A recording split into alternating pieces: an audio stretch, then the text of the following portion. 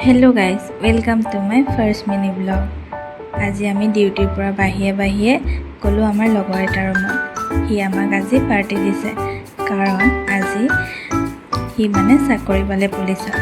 তো গৈ পায়ে পটাপট আমি কামখিনি কৰি লৈছোঁ কাৰণ আমি আকৌ নেক্সট টাইম ডিউটি যাব লাগিব।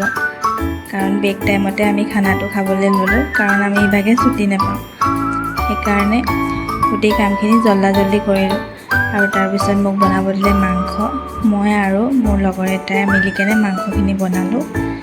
খাবলৈ পিছে ভাল হৈছে বুলিয়ে কৈছিলে, যেনে তেনে জল্দি বনালোঁ। আৰু তাৰপাছতে আমি কথা পাতিলোঁ, গান শুনিলোঁ, বাঁহী বজালে লগৰ এটাই।